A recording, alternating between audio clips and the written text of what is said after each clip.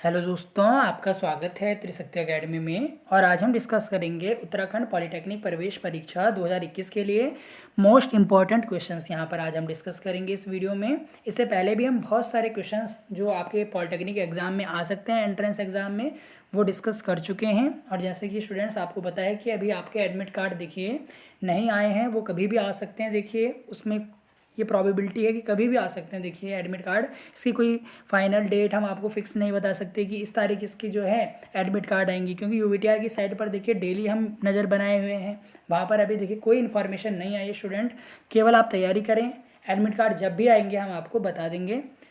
चलिए यहाँ पर आज की जो क्वेश्चन सीरीज़ है उसको स्टार्ट करते हैं। स्टूडेंट देखिए पहला क्वेश्चन केमिस्ट्री से यहाँ पर लिया गया है। Amalgam is an alloy of one और मोर मेटल विद, यानी जो अमलगम होता है वो किसका अलॉय होता है। तो आप सभी को पता है जो अमलगम होता है वो मरकरी का अलॉय होता है। मरकरी का सिंबल क्या होता है? Hg। कई बार सिंबल भी पूछ लेते हैं स्टूडेंट। तो मरकरी यहाँ पर बिल्कुल सही आंसर आएगा। जो अमलगम होता है इसका अलॉय जो मरकरी का अलॉय होता है। Amalgam is an alloy of mercury, ये आपको ध्यान रखना है student. Pure gold is known as, जो प्योर गोल्ड है इज नॉन एज, वो क्या है?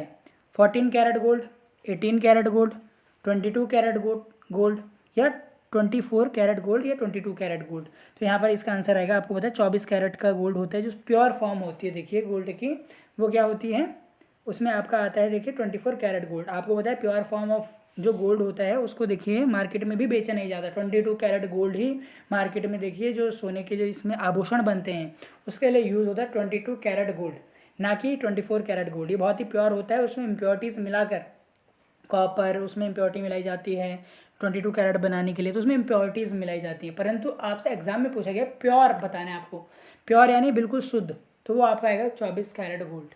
तो इसका क्या आंसर आएगा स्टूडेंट? 24 कैरेट गोल्ड यहाँ पर ये इसका आंसर आएगा। चलिए आगे बढ़ते हैं। यहाँ पर आपको स्टेनलेस स्टील, जो स्टील होता है इसके कंस्टिट्यूएंट बताने हैं कि इसमें क्या क्या कंस्टिट्यूएंट यहाँ पर आप यूज़ करते हैं स्टेनलेस स्टील में।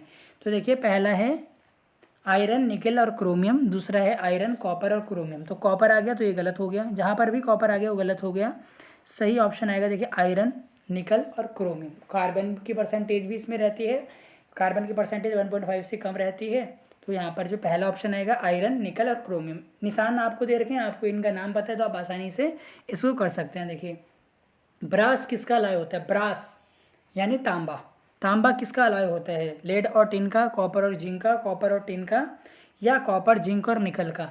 तो ये आएगा आपका कॉपर एंड जिंक का। देखिए इंपॉर्टेंट क्वेश्चन है, इस तरीके के क्वेश्चन एग्जाम में हमेशा पूछे जाते हैं। यहाँ पर आपसे क्वेश्चन पूछा गया है वाइट फॉस्फोरस। देखिए जो वाइट फॉस्फोरस होता है उसको किस में डुबा कर रखा जाता है? ऑयल में, एयर में, वाटर में या मरकरी में? काफ़ी इंपॉर्टेंट क्वेश्चन है यहाँ पर स्टूडेंट। जैसे कैरोसिन, जैसे सोडियम को कैरोसिन ऑयल में डुबा कर रखा जाता है, ऐसे ही जो आपका वाइट फॉस्फोरस है उसे वाटर में डुबा कर रखा जाता है। किस में डुबा कर रखा जाता है? वाटर में। तो यहाँ पर इसका आंसर क्या आएगा स्टूडेंट? वाटर आएगा। इंपॉर्टेंट क्वेश्चन है, जितने क्वेश्चन मैं आपको कराऊंगा सब इंपॉर्टेंट है। पहले पीरियड में देखिए जो पहला पीरियड होता है उसमें कितने एलिमेंट होते हैं? 2 होते हैं, एक हाइड्रोजन और यहाँ पर हीलियम होता है। हाइड्रोजन और हीलियम 2 एलिमेंट यहाँ पर होते हैं पहले पीरियड में। तो यहाँ पर आंसर आएगा 2, दूसरे में 8, 8 फिर 18, इस तरीके से 2, 8, 18 इस तरीके से क्या होते हैं? एलिमेंट होते हैं। तो ये आपको ध्यान रखना है पीरियड में। अब आपको बताना है इसमें से सबसे छोटा साइज़ किसका है। देखिए n की पावर -3, इसका मतलब क्या है कि नाइट्रोजन ने 3 इलेक्ट्रॉन ग्रहण किए हैं। O की पावर देखिए यहाँ पे -2 है, इसका मतलब क्या है कि ऑक्सीजन ने 2 जो है 2 इलेक्ट्रॉन और ग्रहण कर लिए हैं। F नेगेटिव का मतलब क्या है? देखिए F नेगेटिव का अर्थ है कि फ्लोरीन ने 1 जो इलेक्ट्रॉन है वो ले लिया है, और Na+ का मतलब है कि जो सोडियम है इसने 1 इलेक्ट्रॉन दे दिया। आपको बताना है कि इसमें सबसे छोटा आकार किसका होगा। तो आप यहाँ पर देखिए स्टूडेंट, मैं आपको यहाँ पे अच्छे से इसको समझाता हूँ। देखिए 2 एग्जाम्पल। सबसे पहले देखिए हम लेते हैं यहाँ पर नाइट्रोजन। नाइट्रोजन ने 3 इलेक्ट्रॉन ले लिए। तो सबसे पहले आप देखिए जो न्यूक्लियस है इसमें आपके प्रोटॉन होते हैं। तो न्यूक्लियस में कितने प्रोटॉन होंगे? इसका नंबर क्या होता है? एटॉमिक नंबर 8 होता है। 8 यहाँ पर एटॉमिक नंबर होता है। तो यहाँ पर मैं बताता हूँ इसका एटॉमिक नंबर कितना होता है? 8 होता है। तो एटॉमिक नंबर क्या होता है? Number of proton. प्रोटॉन कितने हो गए? 8 हो गए नाइट्रोजन में, ठीक है। प्रोटॉन तो 8 ही रहेंगे जो न्यूक्लियस में रहेंगे। अब ये जो नाइट्रोजन है 3 इलेक्ट्रॉन ग्रहण कर लेता है। पहले इसके पास कितने इलेक्ट्रॉन होते हैं? 8 ही इलेक्ट्रॉन होते हैं। ये कितने यहाँ पर इसमें आएगा, देखिए यहाँ पर 7 आएगा, इसमें यहाँ पर 7 आएगा। देखिए hydrogen, helium, lithium, beryllium, boron, carbon, nitrogen, 7 यहाँ पर आएगा स्टूडेंट। यहाँ पर इसको आप 7 कर लेंगे, इसको आप कितना कर लेंगे 7 कर लेंगे। यहाँ पर आएगा आपका 7 आएगा, कितना आएगा 7। और यहाँ पर भी आपकी जो प्रोटॉनों की संख्या है वो कितनी हो जाएगी 7 हो जाएगी। तो यहाँ पे प्रोटॉनों की संख्या कितनी हो जाएगी 7 हो जाएगी। बिल्कुल। अब देखिए, अब प्रोटॉन 7 हैं, प्रोटॉन 7 हैं, पर इसने 3 इलेक्ट्रॉन और ले लिए। प्रोटॉन 7 हैं तो पहले इलेक्ट्रॉन भी 7 थे, बिल्कुल, तभी तो इसका एटॉमिक जो यहाँ पर जो मास होता है वो तो 14 होता है, क्योंकि उसमें प्रोटॉन प्लस न्यूट्रॉन जोड़ते हैं। तो यहाँ पे इलेक्ट्रॉन भी कितने होते हैं पहले 7, पर इसने 3 ले लिए, तो अब इलेक्ट्रॉन कितने हो गए टोटल 10 हो गए, 2 के सेल में और 8 एल सेल में। तो यहाँ पर इलेक्ट्रॉन 10 हो गए। इसका मतलब क्या है, देखिए उसने साइज़ के बारे में बात की है, तो यानी जो यहाँ पर क्या है, ये 7 प्रोटॉन है, ये 7 को पकड़े हुए हैं, 7 को पकड़े हुए हैं यहाँ पे 4 5 6 7। ये जो 3 इलेक्ट्रॉन है ये हमने बाहर से लिए हैं, तो इन पर देखिए प्रोटॉन जो है अपना जो अट्रैक्शन फोर्स है वो नहीं बना पाएगा। क्यों? क्योंकि देखिए प्रोटॉन जो है वो 7 इलेक्ट्रॉन के साथ अच्छे से बॉन्ड बना रखा है इसने, पर 3 हमने बाहर से लिए हैं, तो ये 3 जो है ये यहाँ पर फ्रीली रिवॉल्व करते रहेंगे। इन पर जो है ये प्रोटॉन जो है अपना अट्रैक्टिव फोर्स नहीं दे पाएंगे, इसलिए देखिए इसका साइज़ बड़ा होता है। तो देखिए ऐसे ही यहाँ पर हमने नाइट्रोजन देखा, जिस नाइट्रोजन ने 3 इलेक्ट्रॉन लिए हैं, जिस नाइट्रोजन ने 3 इलेक्ट्रॉन लिए हैं, इसका साइज़ भी क्या होगा, ग्रेटर होगा।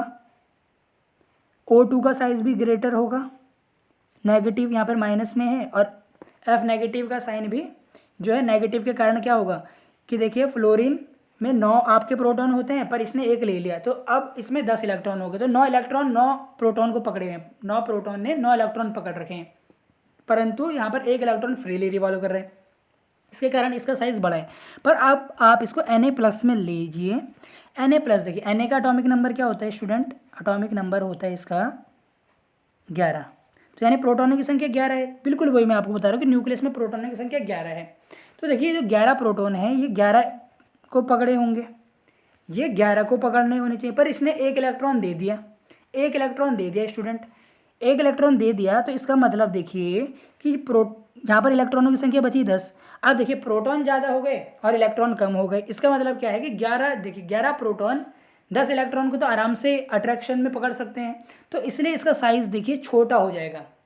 इसलिए जब भी आप देखिए पॉजिटिव, यानी जब भी कोई एलिमेंट दे देता है इलेक्ट्रॉनों को, तो उसका साइज़ देखिए छोटा हो जाता है, उसका साइज़ छोटा हो जाता है क्योंकि प्रोटॉनों की संख्या न्यूक्लियस में ज़्यादा रहती है। ये इसका यहाँ पर आंसर आएगा स्टूडेंट। तो यहाँ पर आप समझ गए हैं, मैंने आपको बता दिया। देखिए नेगेटिव था तो देखिए प्रोटॉनों की संख्या कम थी, प्रोटॉनों की संख्या देखिए कम थी, इलेक्ट्रॉनों की संख्या ज़्यादा थी, इसलिए इसका साइज़ बड़ा है। पर यहाँ पर आप देखिए प्रोटॉनों की संख्या कम है, प्रोटॉनों की संख्या ज़्यादा है और इलेक्ट्रॉनों की संख्या कम है, तो इसलिए अट्रैक्शन फोर्स अधिक जो होगा ताकतवर होगा, मोर अट्रैक्टिव फोर्स यहाँ पर लगेगा। तो यहाँ पर ये इसका आंसर आ गया है, मैंने आपको बता दिया। इसका आंसर आएगा डी, यहाँ पर Na+ यहाँ पर आंसर आएगा कि इसका साइज़ देखिए सबसे छोटा है। क्यों? क्योंकि यहाँ पर देखिए प्रोटॉन आपके कितने हैं 11 हैं और इलेक्ट्रॉन 10 हैं, तो 11 प्रोटॉन 10 इलेक्ट्रॉनों को आसानी से पकड़ सकते हैं। तो ये इसका लॉजिक है, अच्छा लॉजिक है, आई होप आपको समझ में आया होगा, अच्छा क्वेश्चन है। अब देखिए 11, 19, x, 16 और 25 का जो माध्य है, जो एवरेज है वो 17 है, तो आपको x की वैल्यू बतानी है। तो आप इसको आसानी से कर सकते हैं, 11 + 19 + x + 16 + 25 बट्टे में 1 2 3 4 5 लिखूँगा, और यहाँ पे आएगा 17, यहाँ पे आएगा 17 आएगा। और जब आप 17 को 5 से गुणा करेंगे तो ये आएगा आपके पास 85। कितना आएगा स्टूडेंट? 85 आएगा। यहाँ पर आपका आएगा 85, सीधा आपको कैलकुलेशन करनी है 85। अब इनको ऐड कर दीजिए और इसमें से आप इसको आसानी से घटा देंगे स्टूडेंट। तो ये हो जाएगा 35, यहाँ पर आप इसको जोड़ेंगे तो ये हो जाएगा 35 और यहाँ पर 25 हो जाएगा आपका 60 और 11 71, 60 और 11 हो जाएगा 71, और 85 में से 71 गया तो आपका आंसर आ जाएगा 14 स्टूडेंट। कितना आएगा? 14 आएगा। एक्स की वैल्यू कितनी आ जाएगी? 14 आ जाएगी। आप भी एक बार कैलकुलेशन कर लीजिए, आसान कैलकुलेशन है। 19 और 16 35, 35 और 25 जो होगा 60, 35 और 25 देखिए 60 होगा यहाँ पर, और 60 और 11 71 होगा। तो 85 में से 71 गया तो आपका आंसर 14 आएगा। ईजी क्वेश्चन है, इस तरह के क्वेश्चन एग्जाम में पूछे गए हैं स्टूडेंट्स। देखिए अब इसके बाद एक अच्छा क्वेश्चन है, चलिए इसको यहीं पर सॉल्व कर दूंगा। देखिए जो मीन है 5, जो माध्य है 5 ऑब्जर्वेशन का वो 7 है, और मीन जो है 6 ऑब्जर्वेशन का वो भी 7 है। तो आपको जो छठा ऑब्जर्वेशन है वो बताना है कि जो छठा ऑब्जर्वेशन है वो कितना होगा स्टूडेंट। तो देखिए इसको आप कैसे सॉल्व करते हैं, x1 plus x2 plus x3 plus x4 plus x5 का जो माध्य है, ये 5 ये जो ऑब्जर्वेशन है इनका जो माध्य है वो 7 है। वो कितना है, 7 है। 7 पंजे 35। तो इसको मैं यहाँ पर इस तरीके से लिख सकता हूँ कि जो ये 5 ऑब्जर्वेशन है यहाँ पर ये आ गई आपकी, इनका जो योग है वो 35 है, क्योंकि 7 पंजे 35, ये हो गया, बिल्कुल सही है।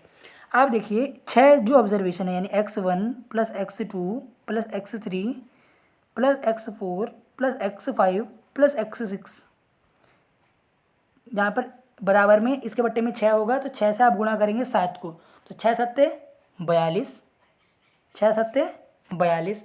अब देखिए ये जो 5 ऑब्जर्वेशन है इनका योग तो आपको पता है 35, तो यहाँ पर आप लिखेंगे 35 प्लस x6, आपका x6 आ जाएगा 7, क्योंकि 42 में से 35 जाएगा तो आपका कितना आ जाएगा, कितना आएगा स्टूडेंट, 7। इतना अच्छा क्वेश्चन है, एग्जाम में बार बार पूछा जाता है, स्टूडेंट बार बार गलत करते हैं इसे। कुछ नहीं है इस क्वेश्चन में, आपको मीन जो है एक बार 5 संख्याओं का लिख देना है, एक बार 6 संख्याओं का लिखना है। जो 5 संख्याएं तो पहले से निकाल रखी हैं आपने, तो उनका आपको यहाँ पर योग 35 रख देना है, और 42 में से 35 आप घटा देंगे तो आंसर आपके पास आएगा स्टूडेंट 7। यहाँ पर आंसर आएगा कितना आएगा, 7, और पहले वाले का 14 यहाँ पर आंसर आएगा। देखिए जितने क्वेश्चन मैं आपको करा रहा हूँ इंपॉर्टेंट है आपके जीप एग्जाम से रिलेटेड। देखिए अवायवीय श्वसन में यानी एनएरोबिक रेस्पिरेशन में, यानी जिस श्वसन में ऑक्सीजन की आवश्यकता नहीं पड़ती उसे आप एनएरोबिक रेस्पिरेशन बोलते हैं। एनर्जी रिलीज, जो एनर्जी रिलीज की जाती है वो कितने के बराबर होती है, वो होती है 2 ATP के बराबर, 2 अडेनोसाइन ट्राइफॉस्फेट के बराबर होती है, 2 ATP के बराबर। यहाँ पर आंसर आएगा 2 ATP।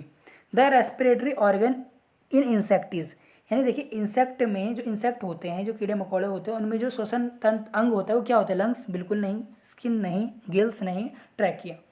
यहाँ पर आंसर आएगा ट्रैकिया। अच्छा क्वेश्चन है, जितने क्वेश्चन मैं आपको करा रहा हूँ देखिए बहुत इंपॉर्टेंट है student. The respiratory organ of earthworm, यानी अर्थवर्म में जो रेस्पिरेटरी ऑर्गन होता है वो क्या होती है, स्किन होती है।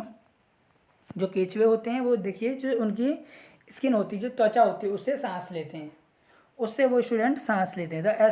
The respiratory organ of fishes, जो फिश होती हैं यानी जो मछलियाँ होती हैं उनका जो श्वसन तंत्र होता है, जो श्वसन अंग होता है मछलियों में, वो गिल्स होता है। ये आपको सबको पता है गिल्स। अच्छे क्वेश्चन है, रेस्पिरेटरी से ही आपने देख लिया 4 क्वेश्चन यहाँ पर मैंने लिए, बहुत इंपॉर्टेंट है। एन एरियोबिक, अगर यहाँ पे एरियोबिक पूछता तो वहाँ पे 36 ATP आता, पर यहाँ पर क्वेश्चन आपको ध्यान से पढ़ना, एन एरियोबिक लिखा है तो 2 आएगा। The respiratory organ in insect trachea, the respiratory organ of earthworm skin, the respiratory organ of fishes gills. Important question है सारे। आपको इसमें से बताना है कौन सी जो अभिक्रिया है वो एक्सोथर्मिक रिएक्शन होती है। तो एक्सोथर्मिक का मतलब क्या होता है, जिसमें हीट निकलती है, जिसमें आखिरी में हीट निकलती है। जैसे जब आप कैल्शियम ऑक्साइड में आप वाटर को मिला देते हैं तो क्या बन जाता है, कैल्शियम हाइड्रोक्साइड बन जाता है, प्लस हीट निकलती है, प्लस हीट निकलती है, यहाँ पर हीट निकलती है स्टूडेंट, यहाँ पर क्या निकलती है, हीट।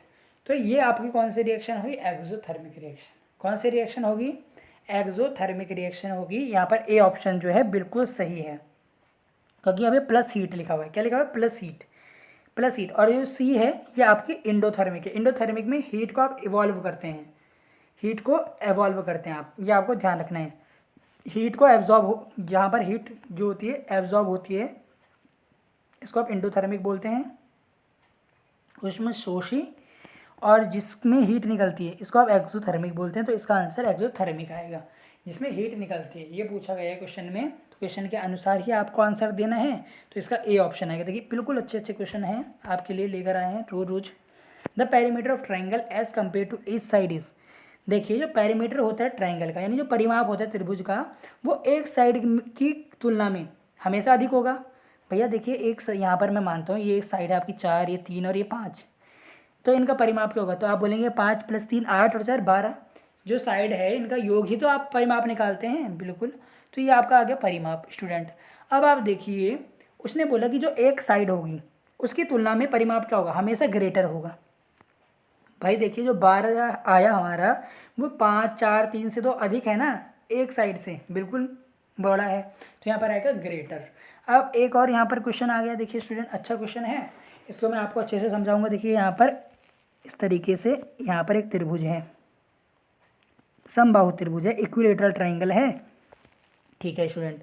अब इन्होंने बोला इसकी जो साइड है, the altitude of N equilateral, मतलब हमें इसका एल्टीट्यूड, ये इसकी हाइट निकालनी है हमें स्टूडेंट, ये वाली, ये हमें इसकी हाइट निकालनी है, एल्टीट्यूड यानी ऊंचाई निकालनी है इसकी, ये निकालना है। तो कैसे निकालेंगे, और साइड दे रखिए दो दो, इक्विलेटरल ट्राइंगल है तो सारी साइड बराबर होंगी। तो सबसे पहले आप एरिया निकालेंगे, तो एरिया आपका आएगा, देखिए एरिया अगर आप निकालेंगे तो ये आपके पास आएगा √3/4। ए क्या है, 2 का स्क्वायर, तो 2 का स्क्वायर से ही कट जाएगा, एरिया आपके पास आ जाएगा √3 मीटर स्क्वायर, ये एरिया आ गया। अब आप इसी ट्राइंगल में आप एक राइट एंगल ट्राइंगल का फॉर्मूला लगाएं एरिया का, तो ये आपके पास आएगा हाफ बेस इंटू हाइट, और एरिया आपने निकाल लिया अभी √3, एरिया तो दोनों का बराबर ही होगा बिल्कुल। तो आप देखिए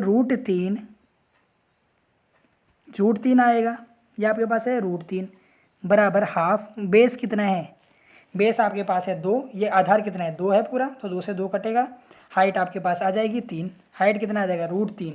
अच्छा क्वेश्चन है स्टूडेंट, √3 यहाँ पर आंसर आएगा √3 मीटर, क्या आएगा आंसर √3 मीटर। पहले भी मैं आपको ये क्वेश्चन करा चुका हूँ, आज फिर ये अच्छा क्वेश्चन आपके सामने आ गया, तो आपको इसको अच्छे से प्रैक्टिस करना है, आ सकता है एग्जाम में। आपको एक इक्विलेटरल ट्राइंगल यानी समबाहु त्रिभुज का एरिया बताना है, तो √3/4 ये इसका एरिया होता है। तो इसमें ये आपको कहाँ दिख रहा है, ए ऑप्शन में दिख रहा है, तो ए ऑप्शन बिल्कुल सही है, √3/4 √3/4 यहाँ पर इसका आंसर आएगा स्टूडेंट। दो लेंस हैं, एक की पावर है +10 का डायोप्टर और एक की पावर है -2 का डायोप्टर। आपसे बोला है कि अगर आप इनको कांटेक्ट में लेकर आते हैं, इनको आप कांटेक्ट में लेकर आते हैं, तो जो टोटल पावर होगी वो कितनी होगी, वो होगी 8 डायोप्टर। कितनी होगी, प्लस का 8 डायोप्टर। आपसे पूछ सकते हैं जब पावर प्लस में रहती है तो आपके पास कौन सा लेंस होता है, कॉन्वेक्स, और जब पावर नेगेटिव में होती है तब आपके पास कौन सा लेंस होता है, कॉनकेव लेंस होता है, ये आपको ध्यान रखना है। Light travel with faster speed in, जो लाइट होती है सबसे तेज स्पीड से किस में ट्रैवल करती है, वैक्यूम में, किस में ट्रैवल करती है स्टूडेंट, वैक्यूम में ट्रैवल करती है। इंपॉर्टेंट क्वेश्चन है, अच्छे क्वेश्चन है। आपको बेस्ट कंडक्टर बताना है हीट का, यानी ऊष्मा का सबसे अच्छा चालक क्या होता है, चांदी होती है, सिल्वर होगा, क्या आएगा आंसर सिल्वर। कोई स्टूडेंट लेड और मरकरी को देखिए बोथ एंड भी दे रखा है तो यहाँ पर डी लगा देंगे, तो गलत है। सबसे अच्छा हीट और इलेक्ट्रिसिटी का भी सबसे अच्छा कंडक्टर जो होता है सिल्वर ही होता है स्टूडेंट। फिर कॉपर, एल्यूमिनियम, ये आएगा, ये आपको ध्यान रखना है। जो सरफेस होती है सन की, जो यानी जो सतह होती है सूर्य की, उसको क्या बोलते हैं, फोटोस्फेयर, क्या बोलते हैं, फोटोस्फेयर बोलते हैं। Non conventional source of energy, यानी ऊर्जा का गैर परंपरागत सोर्स क्या है, इसमें से ऊर्जा का गैर परंपरागत सोर्स क्या है, तो ऊर्जा का गैर परंपरागत सोर्स यहाँ पर आएगा स्टूडेंट सन, क्योंकि पेट्रोल, डीजल, कोल ये तो परंपरागत सोर्स हैं, यानी ये परंपरागत स्रोत हैं, ये कभी ना कभी खत्म हो जाएंगे, पर जो सन है वो non conventional source of energy है। यहाँ पर इसका आंसर डी आएगा स्टूडेंट, ये आपको ध्यान रखना है। तो देखिए इसी के साथ हमने बहुत सारे क्वेश्चंस आज डिस्कस किए हैं। यहाँ पर आपके लिए मिक्स क्वेश्चंस थे, मैथमेटिक्स के भी 5-6 क्वेश्चंस हैं, केमिस्ट्री के बहुत अधिक क्वेश्चन थे, फिजिक्स के क्वेश्चंस लिए हमने यहाँ पर, बायो के क्वेश्चन लिए। तो इसी तरीके से आपको डेली प्रैक्टिस करनी है देखिए स्टूडेंट, क्योंकि जो स्टूडेंट डेली प्रैक्टिस करते हैं वो कभी मात नहीं खाते, इसलिए आपको फेसबुक, इंस्टाग्राम, टेलीग्राम पर हमें फॉलो करना है। आप नोट्स के लिए, कोई क्वेरी के लिए टेलीग्राम भी हमें ज्वाइन करें, हमारा टेलीग्राम चैनल। और अगर आपको कोई क्वेरी तो कमेंट करें वीडियो सेक्शन में, मैं आपको बता चुका हूँ एडमिट कार्ड जब भी आएंगे स्टूडेंट हम आपको बता देंगे, टेंशन ना लें, केवल पढ़ाई करें। बहुत बहुत धन्यवाद। नेक्स्ट वीडियो कल आएगी, इसी तरीके से आप प्रैक्टिस करते रहिए। बहुत बहुत धन्यवाद स्टूडेंट्स।